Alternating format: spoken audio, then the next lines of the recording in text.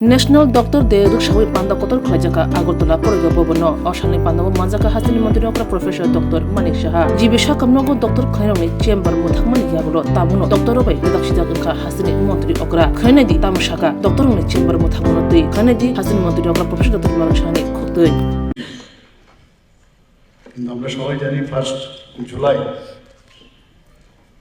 ওই দিনটা অ্যাকচুয়ালি জাতীয় চিকিৎসক দিবস হিসাবে আমরা প্রতি বছর পালন করি। 2026 পালন করার কথা ছিল, কিন্তু আমার ভোপালে যেতে হয়েছিল। আমি বলেছিলাম 1 জুলাই আপনারা করে নিন। তো আমার যারা সতীর্থরা আছেন মেডিকেল প্রফেশনে তারা বলছিলেন যে আপনি আসলেই ভালো হবে। তো গতকাল আমি এসেছি। তো সেখানে আমি বলেছি যে ভোপালে যখন আমি গেলাম, এএমসি অর্থাৎ association of oral and maxillofacial surgery ওখানে প্রোগ্রাম ছিল।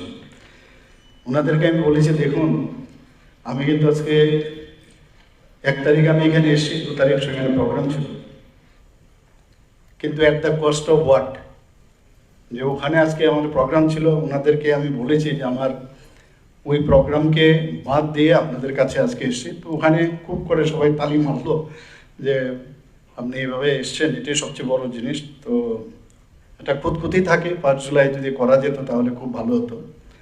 কিন্তু আমি যেহেতু আপনারা বলেছেন যে 1 সপ্তাহ, অনেকে বলছেন যে 1 সপ্তাহ সমানেও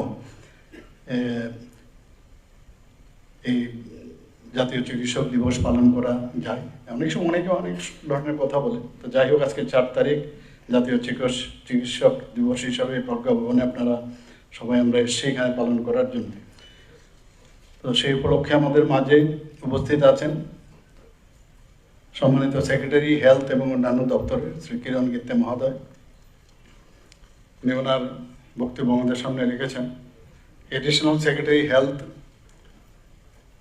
Shri Saju Bahir, doctor Debashree Debbarma, director of health services, doctor Anjan Das, director family welfare and preventive medicine, professor doctor Tapan Majumdar, principal AGMC and GBP hospital, professor doctor Shalu Roy, principal Agartala government dental college, doctor Abhijit Dutta, incharge director of medical education, and all the renowned doctors, faculty AGMC, TMC এবং AGDC, এবং সম্মানিত distinguished guests এবং officials of directorate of health services and other line departments, এবং আমার প্রিয় সাংবাদিক বন্ধুরা, সবাইকে আমি আন্তরিকভাবে হার্দিক অভিনন্দন ও শুভেচ্ছা জানাচ্ছি।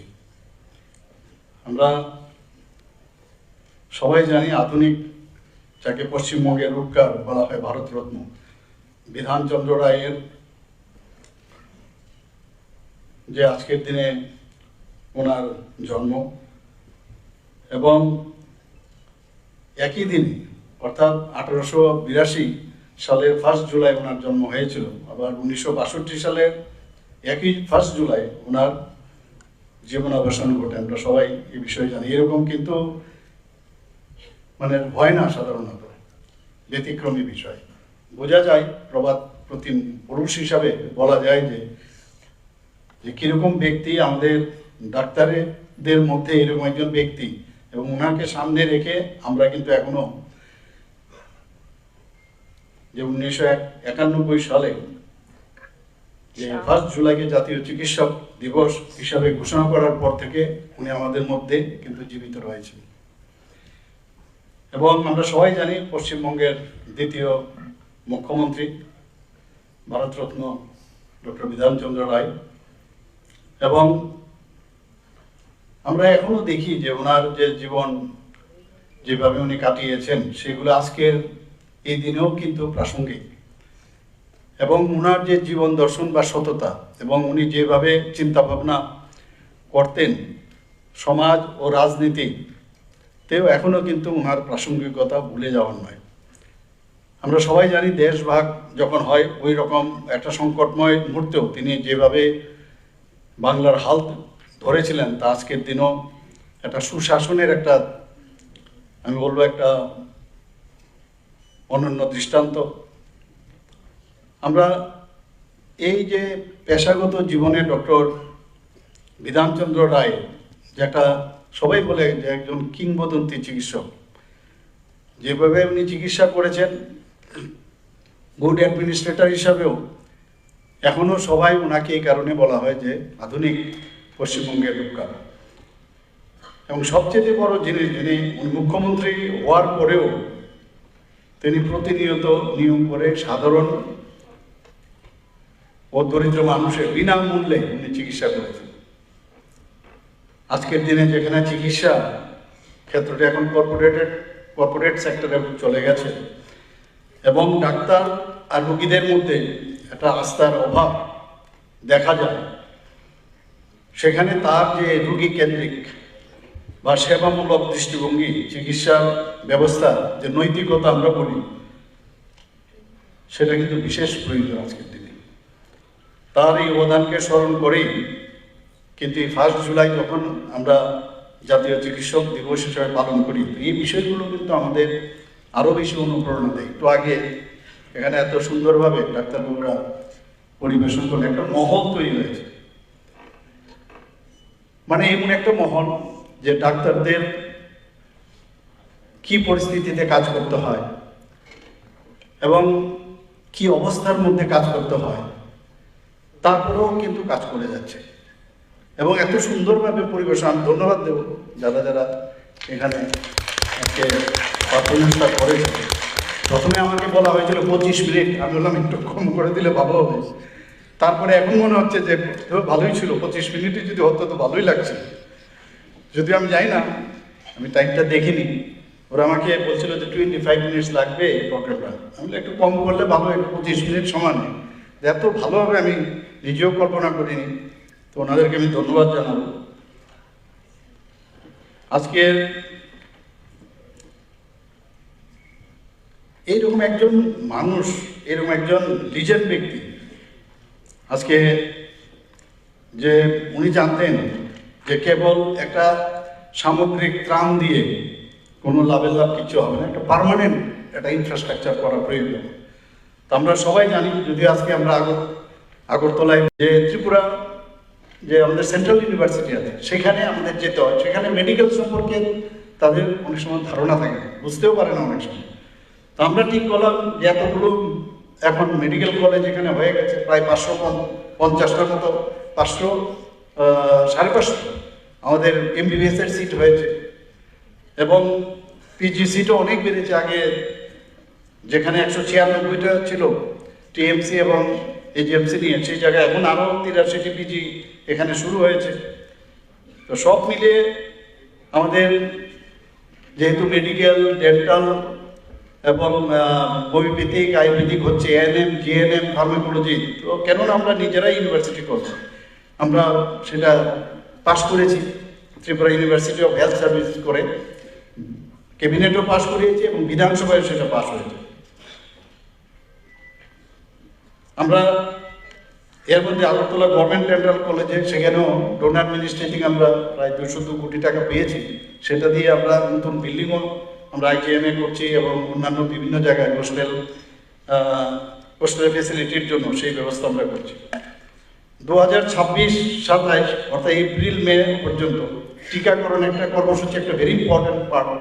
সেখানে 81.7% আমরা শিশুদের টিকা অলরেডি প্রদান করা হয়েছে। মুখ্যমন্ত্রীর সুস্থ শৈশব ও সুস্থ কৈশোর অভিযানে 1 থেকে 19 বছর বয়সে আমাদের টার্গেট ছিল 100%, সেটা হয়েছে। 10 লক্ষেরও বেশি শিশু ও কিশোরীদের আমরা কিন্তু সেই যে অভিযান, তাতে করে পুষ্টি ও স্বাস্থ্য পরিষেবা আমরা পৌঁছে দিয়েছি। 48টি মোবাইল হেলথ টিম চালু রয়েছে, যারা রাষ্ট্রীয়, যেটা RBSK-র অধীনে যারা জন্মগত ত্রুটি বা বিকাশজনিত প্রতিবন্ধকতা তাদের স্ক্রিনিং করা এবং রাষ্ট্রীয় বাল স্বাস্থ্য কর্মসূচির আওতায় রাজ্যের বিভিন্ন স্কুল, অঙ্গনবাড়িতেও 0 থেকে 6 বছর বয়সী এখন পর্যন্ত প্রায় 45,000-এর উপরে এবং 6 থেকে 18 বছর বয়সী যারা আছেন 50,000-এর উপরে শিশুদের স্বাস্থ্য পরীক্ষা করা হয়। এতে করে যারা বিভিন্ন রোগ, অপুষ্টি, বিকাশজনিত বিলম্ব ইত্যাদি প্রবলেম হয়, তাদেরকে স্ক্রিন করা হয় এবং ট্রিটমেন্ট করা হয়। জন্মগত যারা হার্টের প্রবলেম আছে, এখন পর্যন্ত সফল অস্ত্রোপচার হয়েছে 17 জনের মতো। আমরা হেয়ার লিপ ব্ল্যাক প্যালেট ইত্যাদি 2 জন শিশুর অস্ত্রোপচার হয়েছে। যারা ক্লাব ফুট আছে প্রায় 25 জনের মতো ট্রিটমেন্ট হয়েছে, চিকিৎসা করা হয়েছে। যাদের শ্রবণ সমস্যায় ভুগছেন 6 জন শিশুকে বিনামূল্যে এই যে শ্রবণ যন্ত্র প্রদান করা হয়েছে। মাসকান সার্টিফিকেট IGM হসপিটাল, গোমতী জেলা এবং ধলাই জেলা হাসপাতালের যে শিশু বিভাগ আমরা পেয়েছি, এটা আমাদের জন্য অত্যন্ত খুশির বিষয়। এবং ন্যাশনাল লেভেলে আমরা কিন্তু একটা বিশেষ মর্যাদা আমরা কিন্তু অর্জন করতে পেরেছি। আমরা সবাই জানি একটা সুস্থ সমাজে একটি শক্তিশালী রাষ্ট্রের ভিত, আর এই সুস্থ সমাজ গঠনের অন্যতম প্রধান কারিগর হচ্ছে আমাদের চিকিৎসক সমাজ।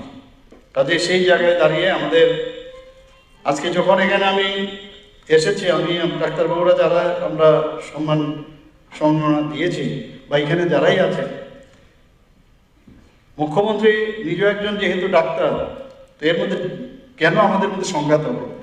সংঘাত হওয়ার কোনো চান্সই নেই, আর হবেও না। প্রাইভেট প্র্যাকটিস নিয়ে অনেক হইচই চলছে। ওই যেটা বললাম, কুচ করছিল কোথায়, এখানে সাংবাদিক বন্ধুরা খালি এর জন্য বসে আছে যে কবে আমি এই বিষয়ে কিছু বলবো। দেখুন, আমি কালকে একটা নোট আমি দেখছিলাম, সেই নোটের মধ্যে আমার তো মনে হয় না যে আমাদের সরকার এইভাবে, আমরা ডাক্তারদের বললাম যে ভগবানের পরে ডাক্তার, আর এখানে আমি যে নোটটা আমি পড়ছি 1979 নোটটা কি লিখেছেন? এ মিটিং কল, আপনাদের আজকে এখানে পেয়েছি যেহেতু আপনাদের জানা উচিত। কি লিখেছে note number 23? A meeting called by the Chief Minister, the then Chief Minister, regarding the GB hospital affairs. That instruction আমাদের কাছে মনে হয়, আমাদের যদিও ওয়েস্ট বেঙ্গলের লোক এখনো আমাদের যে ফিলিংস ওনাদের প্রতি, তাদের কিন্তু এক রত্তিও ওনাদের সে বিষয়ে কিন্তু তাদের চিন্তা ভাবনাও নেই। তা আমি এবারের যে বর্তমান মুখ্যমন্ত্রী হয়েছেন, ওনাকে যখন আমি এবার বাংলা জয় করলেন, তখন ওনাকে আমি যখন বুকে দিয়ে সম্বর্ধনা দিচ্ছিলাম, তা আমি ওনাকে বললাম, আপনার চাইতেও, আপনার এখানে এত বেশি মানুষ খুশি, তার চাইতেও বেশি খুশি ত্রিপুরার মানুষ। সবাই আনন্দিত যে এইরকম একটা ঘটনা ঘটেছে। সারা ভারতবর্ষের না, শুধু বাংলার না, সারা পৃথিবীর মানুষ তাকিয়েছিল। যে মনে হচ্ছে, এর আগেও আমরা সবাই যাই কলকাতায়, যেরকম নর্মাল যাই, মুখ্যমন্ত্রী ওয়ার্ড সুবাদে যাই, এবং এইবারের ক্যাম্পেইনের সময় আমার যেতে হয়েছে প্রায় 20-25টা জায়গার মধ্যে আমি গেছি। এবং যখন বুথ টেকিংয়ের সময় আমি যখন এবার গেলাম, যাওয়ার পরে আমি জানি না, আমার এইরকম একটা ফিলিং হচ্ছিল যে মনে হচ্ছে যে আমরা একটা স্বাধীনতা পেয়েছি, এর একটা আলাদা ফিলিংস। আমি গাড়ির থেকে নামার পরে, যখন প্লেন থেকে নামার পর গাড়িতে উঠছিলাম, যে একটা ফ্রেশনেস যাকে বলে, এইরকম একটা ফিলিংস আমার মধ্যে ছিল। তো ওনাকে আমি সেটা বলছিলাম। তো সেই জায়গায় দাঁড়িয়ে আজকে যে কলকাতার উনি আমাদের যে সেকেন্ড যিনি মুখ্যমন্ত্রী হয়েছে, ডক্টর বিধানচন্দ্র রায়, উনি নগর উন্নয়নের উপর বেশি জোর দিয়েছিলেন। কল্যাণী, সল্ট, যেটাকে বিধাননগর বলা হয়, দুর্গাপুর, অশোকনগর, হাবড়ার মতো বিভিন্ন জায়গায় উপনগরী, স্যাটেলাইট টাউন, সেটা এখন তার স্যাটেলাইট না, পুরো সিটি বলা যায়। তো উনি এগুলো করেছিলেন। আজকে যে আমরা জল নিয়ে সমস্যা হয়, তো সেই জলের তীব্র সংকট কিন্তু তখনও ছিল, এবং পরিবেশ দূষণের জন্য উনি নানা যে মাস্টার প্ল্যান যে করেছিলেন, আজকের তারিখেও পশ্চিমবাংলাতে সেই মাস্টার প্ল্যান নিয়ে ওখানকার যে সরকার সেই কাজ করছেন, পরিবেশ দূষণের ক্ষেত্রেই হোক, এবং যেভাবে পুরো প্রশাসন এবং যারা ইঞ্জিনিয়াররা আছেন, তারা কিন্তু এখন ওনার যে কাজকর্ম এখনও স্মরণ করেন। কাজই বাঁচিয়ে রাখবে, অন্য কিছু না। যে যত বেশি কাজ করবে, মানুষের জন্য কাজ করবে, মনে প্রাণে কাজ করবে, ট্রান্সপারেন্সির মাধ্যমে কাজ করবে, সেটাই বেঁচে থাকবে। ফিজিক্যালি কেউই থাকবে না। আজকে এখানে যারা সংগঠিত হয়েছে, বেশিরভাগ 99.9% ডাক্তারবাবুরা আমার সমসাময়িক, কেউ কম বয়সেরও ছিল। আমি ওনাদেরকেও ধন্যবাদ দেব, কনগ্রেচুলেশন জানাতে চাই। যে অনেকদিন বাদে ওনাদের সাথে দেখাও হলো। অনেক কাজ করেছেন ওনারা, সমাজের জন্য, সাধারণ মানুষের জন্য পরিশ্রম করেছেন। তো এই যে আজকে উনি গঠনমূলক কাজের বিষয়ে, বিশেষ করে যুব সমাজ এবং শিক্ষার প্রতি ওনার দৃষ্টিভঙ্গি খুব এইদিকে খুব অ্যাড্রেস করতেন, যে কারণে উনি বারবার বলতেন, উনি বিশ্বাস করতেন যে এইসব যুব সমাজের উচিত এই যে ধর্মঘট ও সস্তা রাজনীতির থেকে যেন সবাই করে দেয়। এখন তো আমরা ত্রিপুরাতেও অনেকটা কমেছে, কিন্তু এখনো উকি ঝুঁকি দেয় এবং অনেক সময় বসে থাকে কোন জায়গায় কোনো লুপহোলস আছে কিনা, কোন থেকে উঠে চিন্তা করে এই পেয়েছি, এবার পেয়েছি, এটার মধ্যে কিছু একটা বলা দরকার। কিন্তু আলটিমেটলি মানুষ তাদের অ্যাকসেপ্ট করে না। আমাদের ডক্টর বিধানচন্দ্র রায়, ভারতরত্ন ডক্টর বিধানচন্দ্র রায়, উনি আইআইটি খড়গপুর, কলকাতা আইআইএম ইত্যাদি যে ইনস্টিটিউটগুলি ওনার সময়, ওনার চিন্তাধারাতে কিন্তু সেখানে হয়েছে। আপনারা হয়তো জানেন, এখন তো এআই এর মাধ্যমে অনেক কিছুই আপনারা জানতে পারবেন, যে মুখ্যমন্ত্রী হওয়ার আগে তৎকালীন সময়ে তার মাসিক আয় ছিল প্রায় 42,000। মানে ভাবা যায় 42,000 মানে তৎকালীন সময় বিরাট। এবং মুখ্যমন্ত্রী পদের জন্য তিনি মাত্র 1,400 টাকা বেতন গ্রহণ করতেন। এবং সেই জায়গায় শুধু তাই নয়, ওনার যে অর্জিত যে সম্পত্তি সেটাও কিন্তু সমাজ কল্যাণ, মানুষের জন্য উনি দান করেছেন। যে জনকল্যাণই শেষ কথা, উনি সবসময় বলতেন, আমার কাছে মানুষই শেষ কথা, জনতা জনার্দন। মানুষের জন্য কাজ করতে হবে। আমরা সবাই জানি যে Durgapur steel plant, Chittaranjan locomotive মতো ভারী শিল্পের ভিত্তিপ্রস্তর উনি স্থাপন করেছিলেন। এবং আজকে পশ্চিমবঙ্গে যে যা উনি করে গেছিলেন সেগুলো কিন্তু অবলুপ্তি হয়েছে। কেন জানি না, মানুষ আশায় রয়েছে এবার নতুন করে পশ্চিমবঙ্গ, যেটা আগে বলা হতো what Bengal things today India things tomorrow, এই জিনিসটা কিন্তু আবার আসবে, আমি আশা করি। তো এই দিনটি আমার মনে হয় যে এই দিনে ওনাকে শ্রদ্ধাঞ্জলি প্রথমে আমি জানাতে চাই, এবং ওনার যে আত্মত্যাগ, ভালোবাসা, আজকে সেই ভালোবাসাকে সম্মান জানানোর দিন। ডাক্তার বিধানচন্দ্র রায়, আজকে আইএম এর কথা আমরা বলি, বা মেডিকেল কলেজ ও হাসপাতাল এগুলো প্রতিষ্ঠার জন্য কিন্তু উনি অগ্রণী ভূমিকা পালন করেছিলেন। আজকে আমরা চিকিৎসা, শিক্ষাই হোক, হাসপাতাল নির্মাণে হোক, জনস্বাস্থ্য উন্নয়ন, সেগুলো চিকিৎসা নৈতিকতার ক্ষেত্রে তার যে অবদান, এগুলো কিন্তু আমাদের আজকের দিনে যদি আমরা স্মরণ করি, মাঝে মাঝে আমরা ডিস্ট্রাকশন হই, তো ডিস্ট্রাক্ট না হয়ে ওনার যে আদর্শ, যে পথ আমাদের দেখিয়েছেন, সেই দিকে আমরা যদি মাঝে মাঝে একটু যদি চিন্তা করি, তাহলে আমরা ঠিকভাবে আমি চলবো, আমরা মনে হয়। এবং বারবার ওনার যেভাবে আমি একটু আগে বললাম যে এটা একটা পেশা হিসাবে উনি নেননি, মানব সেবার এক মহান ব্রত, সেই ভাবনায় উনি চলেছেন।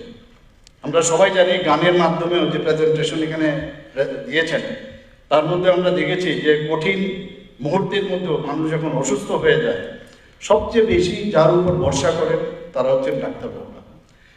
কারণ এই কারণেই বলা হয় ভগবানের পরেই ভগবানের মনে ডাক্তারদের স্থান।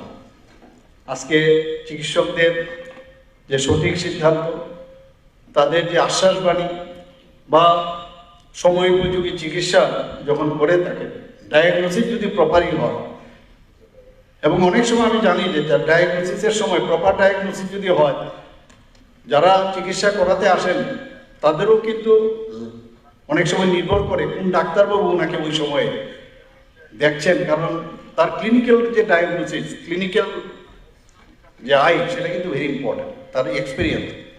তো অনেক সময় একটু ব্যতিক্রম হয়, তো যেই কারণে অনেক ডাক্তারের যে নাম, এই কারণেই কিন্তু আমাদের সমাজের মধ্যে প্রতিষ্ঠিত হয়। কাজে আমাদের পরিশ্রম, ডাক্তারদের মানবিকতা, আত্মত্যাগ এবং দায়িত্ববোধের মাধ্যমে আমাদের চলতে হয়। আজকে আমি প্রত্যেক যারা চিকিৎসকগণ এখানে আছেন, প্যারামেডিক্যাল কর্মী, আশা কর্মী, স্বাস্থ্য সহায়ক, আমি ওনাদেরকে আজকের দিনে আন্তরিক কৃতজ্ঞতা অভিনন্দন জানাচ্ছি। ডাক্তাররা দিনরাত যে কোনো উৎসব পার্বণ যাই থাকুক, ছুটি কিংবা পারিবারিক আনন্দ সব কিছুর ঊর্ধ্বে উঠে কিন্তু তারা কাজ করে, এবং এটা করাটাই স্বাভাবিক, এটাই হওয়া উচিত আমার মনে হয়। আজকে স্বাস্থ্যক্ষেত্রে ত্রিপুরাতে আপনারা সবাই জানেন যে আগে কথায় কথায় বাইরে চলে যেত। আমার কাছে যে রিপোর্ট আছে সেই রিপোর্ট অনুসারে প্রায় 80% রেফারেন্স যেটা হতো 80% কমে গেছে এই কয়েক বছরের মধ্যে। এটা কিন্তু চারটি কোণের কথা নয়, কাজে এটা আপনাদের জন্য এটা হচ্ছে, সবাই মিলে আমরা কাজ করছি এরকম।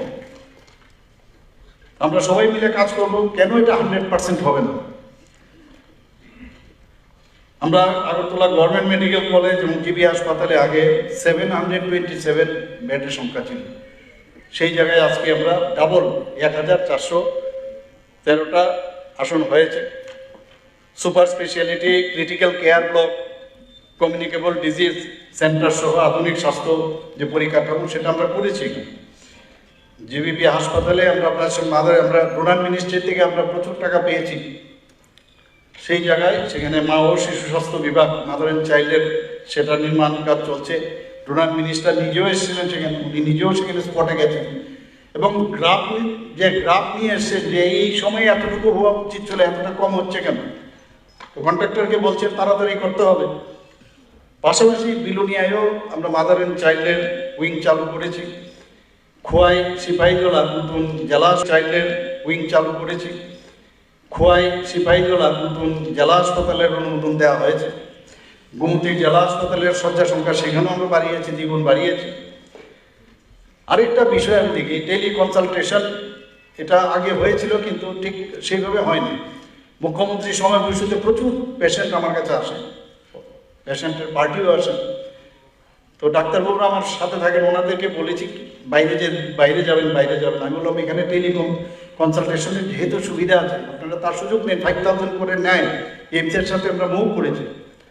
তো যদি যে প্রেসক্রিপশন থেকে আরম্ভ করে যে ডাক্তারবাবু দেখছেন, আগে আমরা পাঠিয়ে দিচ্ছি ওনাদের কাছে স্লট নিয়ে নিই, ওই সময় পেশেন্ট এবং পেশেন্ট পার্টিও থাকে এবং আমার কনসাল্টিং ডক্টরও থাকে ওখান থেকে, তাহলে যাওয়ার যে সমস্যাটা হয়, আননেসেসারি কনসালটেশনের জন্য যেভাবে পয়সা খরচ করে যেতে হয় সেটা কমে গেছে অনেক, এবং দেখা গেছে আমাদের ডাক্তারবাবুরা যা করছেন সেটাকেই মান্যতা দিচ্ছেন।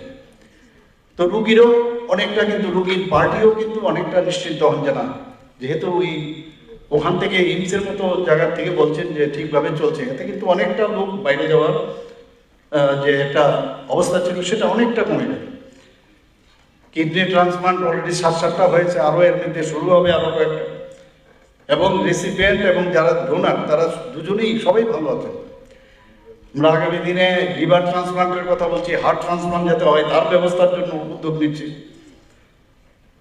এবং আমরা আগরতলা শুধু আগরতলাকে স্ট্রেংথেনিং আমরা করবো না, আমরা চাই যে সমস্ত জেলা মহকুমা সেখানেও যাতে ইনফ্রাস্ট্রাকচার ডেভেলপ হয়, সেখানেও পরিষেবা যাতে সম্প্রসারণ করা যায় সেই চিন্তা ভাবনা আছে এবং সেটা করছিও।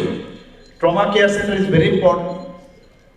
তো গোমতী, দলা এবং দক্ষিণ জেলা এবং সব জায়গায় মোটামুটি আমাদের সব পশ্চিম জেলাতে তো আছেই, তো ট্রমা সেন্টার আছে উত্তর জেলাতে, এর মধ্যেই শুরু হবে ধর্মনগরে। Agartala government medical college, GBP হাসপাতাল, এই সরকার যে কত সেন্সিটিভ আপনারা সবাই জানেন যে মাত্র 10 টাকার বিনিময়ে আমরা সাবসিডি দিয়ে সেখানে যারা পেশেন্টের সাথে যারা আসেন তাদের 10 টাকার বিনিময়ে দুপুরের খাবার দেওয়ার ব্যবস্থা আমরা করেছি। আমি নিজেও সেখানে গিয়েছিলাম। 2025-26 অর্থ বছরে আমরা বাজেটে সেটা পাস করেছি, ভারত মাতা ক্যান্টিন ও নাইট শেল্টার স্থাপন। দূর দূরান্ত থেকে মানুষ আসে, থাকার অসুবিধা হয়, এবং যাতে কম খরচে থাকতে পারে এবং কম পয়সা খাওয়া দাওয়া করতে পারে, এটাও প্রায় রেডি হয়ে আছে। তো সেটাও ইনগুরেশন আমরা করব। চোখের চিকিৎসার জন্য প্রায় রেটিনা হোক বা গ্লুকোমাই হোক, ক্যাটারেক্টের জন্য বাইরে চলে যাচ্ছে। তা আমরা বললাম যে মানে আয়ের জন্য যেন বাইরে না যেতে হয়, এর জন্য 100 আসনের বা একটু কম হতে পারে পরে সেখানেও আমরা আইএলএস এর পাশে যে একটা জমি আছে সেখানে 100 বেডের একটা টার্সিয়ারি আই কেয়ার হসপিটাল আমরা করছি সেখানে। এবং এটাকে আমরা যা ঠিক করেছি যে জিবির সাথে এটা অ্যাটাচ করবো, এটা মেডিকেল কলেজের সাথে। ওখানে অনেকগুলো ওটি করেছে। ওটি তো যখন যারা ইঞ্জিনিয়াররা আছেন তারা তো বানিয়ে দিয়েছে, 4-5টা ওটি বানিয়ে দিয়েছে। আমি বললাম তো আইয়ের মধ্যে তো ওটির তো প্রয়োজন হয় না, 1টা বা 2টো ওটি হলে যথেষ্ট। কারণ আর এখানে বসে থাকবে বেশিরভাগই লোকাল অ্যানেস্থেসিয়া দিয়ে করে। তো আমি বললাম যে যখনই প্রয়োজন হবে যারা জিবি হাসপাতালে, তখন যদি রিকোজিশন দেওয়া হয় তখন ন্যাচারালি তারা চলে আসবে। এটা এনএমসিও মেনে নেবে, কোনো অসুবিধা নেই, কাছাকাছি আছে। প্রধানমন্ত্রীর জন আরোগ্য যোজনায় আমাদের 100% স্যাচুরেশন পয়েন্ট রয়েছে। ক্যাপিং ছিল, এখন পর্যন্ত প্রায় 307 কোটি 79 লক্ষ টাকা যে দাবি নিষ্পত্তি করা হয়েছে। ত্রিপুরাই একমাত্র রাজ্য যেখানে সমস্ত মানুষ এই স্বাস্থ্য যে সুরক্ষা, যে ইন্স্যুরেন্স, সেটা কিন্তু ত্রিপুরাই 100%। মুখ্যমন্ত্রীর জন আরোগ্য যোজনা আমরা শুরু করলাম, সেখানেও প্রায় 50 কোটি 18 লক্ষ টাকার দাবি নিষ্পত্তি করা হয়েছে। এবং বিভিন্ন জায়গায় যেভাবে মাননীয় প্রধানমন্ত্রীজির যে এত বড় একটা প্রকল্প, এবং সব জায়গার মধ্যে একইভাবে 5 লক্ষ টাকা করে প্রতি বছর প্রতিটা ফ্যামিলি পাবে, এবং সেটা খুব ভালো চলছে সব জায়গায়। মুখ্যমন্ত্রী নিরাময় আরোগ্য যে অভিযান, আমরা সবাই জানি প্রায় 65% মানুষ যারা মারা যান, বেশিরভাগই দেখা গেছে যে এই ধরনের যে নন কমিউনিকেবল ডিজিজেই মারা যায়, হাইপার টেনশন থেকে শুরু করে ডায়াবেটিস, ব্লাড প্রেশার, ক্যান্সার ইত্যাদি। তো তার জন্য একটা অভিযান আমরা করেছিলাম, সেটা এখনো চলছে। ত্রিপুরা গভর্নমেন্ট হোমিওপ্যাথিক কলেজ ও হাসপাতাল এবং আয়ুর্বেদিক কলেজ ও হাসপাতাল আমরা 2026-27 শিক্ষাবর্ষ থেকে তার পঠন পাঠন শুরু হবে। এবং দিল্লি থেকেও আমাদের ন্যাশনাল কমিশন ফর হোমিওপ্যাথির তরফ থেকে 2বার ইন্সপেকশন করেছে। National commission for Indian system of medicine আয়ুর্বেদিককে অলরেডি গ্রিন সিগন্যাল দিয়ে দিয়েছে। সেখানে 60 আসন সেখানে থাকবে, সেখানে উদয়পুর তেপানিয়া হবে আয়ুর্বেদিক কলেজ, সেটাও 26-27 অর্থবর্ষে ছিল। এখন আমরা দেখলাম অনেক সময় কাজ করতে গিয়ে উচিত কি লিখেছে note number 23, a meeting called by the chief minister, the then chief minister, regarding the GB hospital affairs. That instruction may again be issued, মানে আরো আগেও দিয়েছে, to the doctors, requesting them not to indulge in private practice.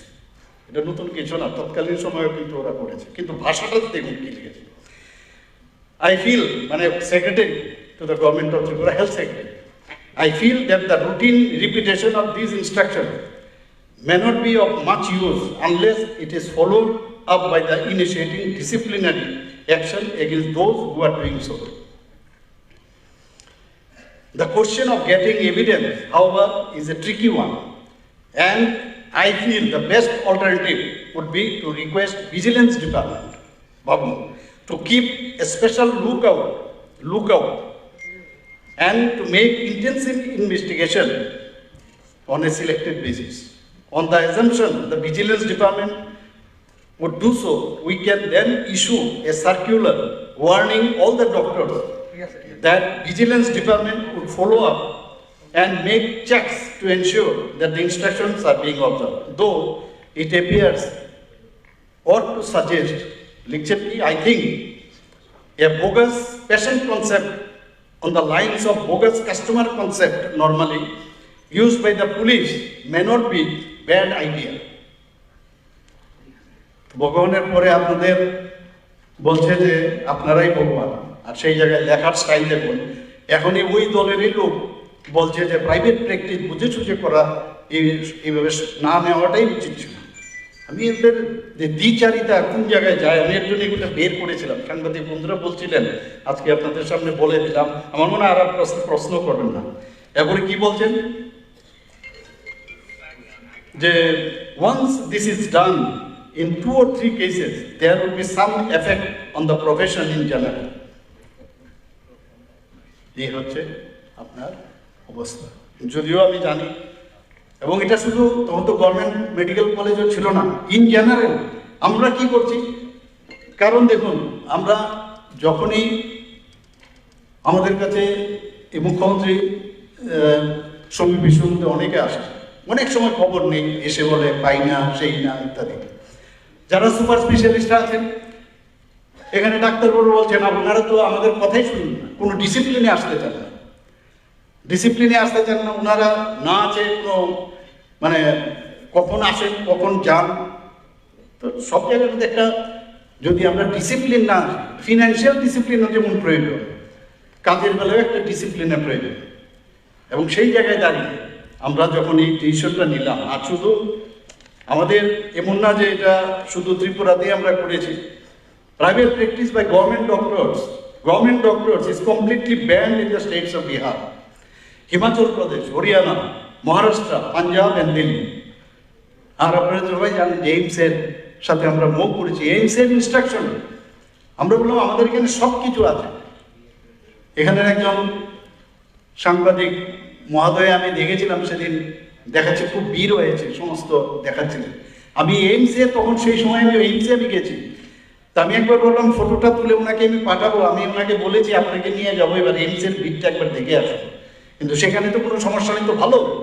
অর্থাৎ প্রাইভেটে পয়সা দিয়ে মানুষ কেন যাবে, হসপিটালে যাচ্ছে, ঠিক আছে, হসপিটালে আমরা অ্যাকোমোডেট কীভাবে করা যায়, টাইমলি যদি ডাক্তারগুলো থাকে তো ভালো। আমরা তো শুধু একমাত্র মেডিকেল কলেজে করছি, সেন্টার অফ এক্সেলেন্স করতে আমরা করতে চলছি। এরপরে অন্যান্য ইনস্টিটিউশনগুলো তো আমরা করতে পারি। এর মধ্যে পুরো আমাকে অনেকে জিজ্ঞেস করে এইখানে করলেন ওইখানে কেন করলেন না। আমি শুরু তো করি, এবং 7 পে কমিশন বারবার বলছেন প্রাইভেট এই যে নন প্র্যাকটিসিং অ্যালাউন্স সেটা যদি আপনি দেন তাহলে কোনো সমস্যা নাই, এবং সেইভাবেই দিতে বলেছে 20%।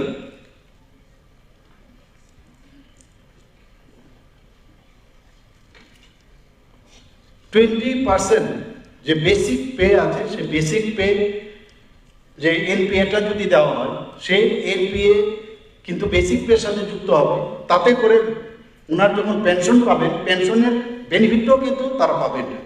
এইভাবেই কিন্তু আমরা প্রপোজাল করছি। কিন্তু যাই হোক, আমি যারা আমাদের ডাক্তারবাবুরা ছিলেন, তো তাদের সাথে আমরা কথা বলেছি।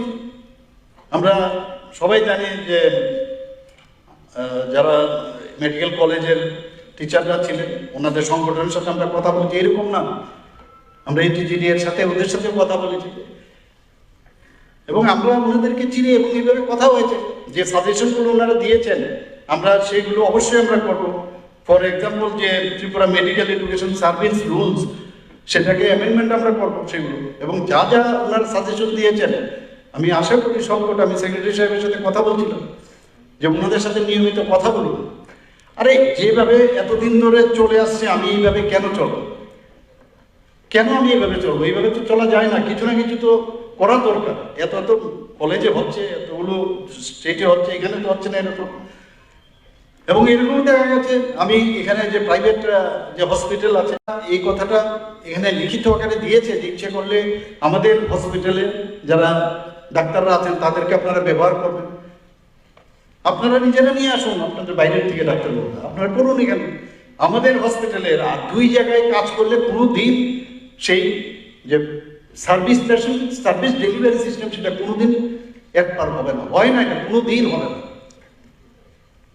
তো 20% যদি আমরা দিই, দেখা যাচ্ছে বেশ একটা ভালো অ্যামাউন্ট হচ্ছে সেখানে।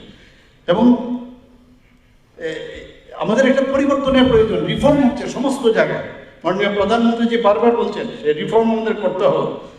তো যা যা আপনারা বলছেন সেগুলো আমি এখনো বলছি যে উনিও আমাদের সেক্রেটারি মহোদয় বারবার কথা বলছেন, এবং আমরা এগুলো করলে দেখবেন আলটিমেটলি সাধারণ মানুষের প্রবলেম সলভ হবে। একটা হিসাব আমরা দেখেছিলাম যে জিবি হাসপাতালের কতজন অ্যাকচুয়ালি প্রাইভেট প্র্যাকটিস করে, খুব বেশি একটা সংখ্যা না। আমাদের এখানে টিএমসি রয়েছে, আমাদের এখানে যেহেতু আইএলএস হসপিটাল আছে, এখানে আইজিএম হসপিটাল আছে, বিভিন্ন যারা রিটায়ার করেছেন তারাও অনেকে সার্ভিসও জয়েন করেনি কিন্তু প্র্যাকটিস করছে। কাজে এরকম না, একটা ইচ্ছে করে একটা বই চই লাগিয়ে এমন একটা অবস্থা করেছে যে একদম মানে একদম সর্বনাশ। তো আমরা আজকের দিনে এটা আমি আবার বলছি যে এটা আগামী দিনে যখন এটা একটা প্র্যাকটিস হয়ে যাবে, কদিন বাদে দেখবেন আপনাদের কাছে এটা অ্যাক্লিমেটাইজ যেটা বলে অ্যাক্লিমেটাইজেশন হয়, এটা করুন। আপনারা আমাদের সাথে সাহায্য করুন। আপনাদের সাথে আমাদের কোনো অবস্থায় বিভেদ যেন না হয়, কোনো অবস্থায় বিভেদ আমরা চাই। আলোচনাও হচ্ছে, আলোচনা আরও হবে। এবং যে চিকিৎসকদের সম্পর্কে যেটা ডক্টর বিধানচন্দ্র রায় যেভাবে দৃষ্টিভঙ্গি নিয়ে কাজ করেছেন আজকের দিনে, এটা প্রাসঙ্গিক। আমাদেরও এইভাবে চিন্তা করতে হবে।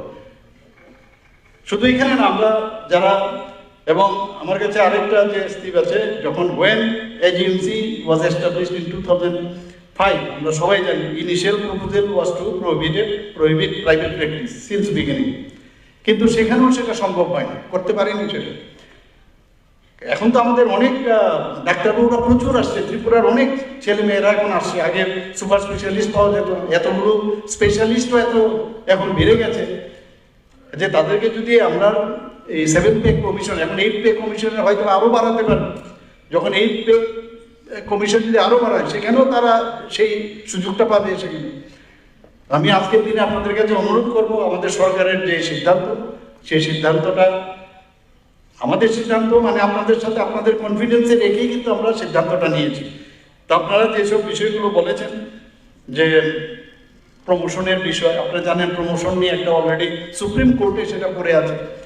আমরা অ্যাডহক প্রমোশন দিয়েছি, এর মধ্যেও আমরা অ্যাডহকের ফার্স্ট অ্যাডহক প্রমোশন দিয়েছি, কিন্তু সেকেন্ড যে অ্যাডহক প্রমোশন, অ্যাডহক শব্দটা উঠিয়ে দিয়েছি। সেকেন্ড অ্যাডহক প্রমোশন কীভাবে দেওয়া যাবে, এর জন্য অলরেডি আমরা একজন রিটায়ার্ড হাইকোর্টের জাজের নেতৃত্বে, উনি হয়তো বা আমার সাথে সোমবারে উনি দেবেন, তার উপর ভিত্তি করে আপনাদের প্রমোশনটা রেগুলার যাতে হয় সেই ব্যবস্থা আমরা করছি। কাউকে মন খারাপ করে কোনো অবস্থায় আমরা কাজ করব না।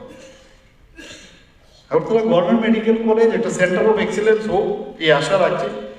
এবং আসুন, সব চিকিৎসকদের প্রতি আমাদের যে সম্মান যেন দিনের প্রতিদিন উত্তরোত্তর বৃদ্ধি পায়, মানুষের যে আস্থা এবং বিশ্বাস সেটা আরও বেশি হোক। এবং মাননীয় প্রধানমন্ত্রী যে বিকশিত ভারত 2047-এর যে স্বপ্ন দেখছেন, সেটা যেন বাস্তবায়ন হয়, সে আশা রেখে আবারও সবাইকে হার্দিক অভিনন্দন, শুভেচ্ছা জানিয়ে আমার কথা। Class 10-12 pioneer ba oe kya kotma kaham. Dyna Group of Institute Bangalore to free admission. 3 eligible students ba oe government scholarship puri anai. Roni courses available to GNM and BSc Nursing, BBBSc, MSc, Paramedical and Pharmacy, BBA, BCA, BCom and MBA. College fee nibawi hinke na 199 mani ke government scholarship by na pore mai nai. Hostel fee moha 4500 monthly mari nai. Seats moha limited and boye dai free na bo number contact khedi to admission la rodi.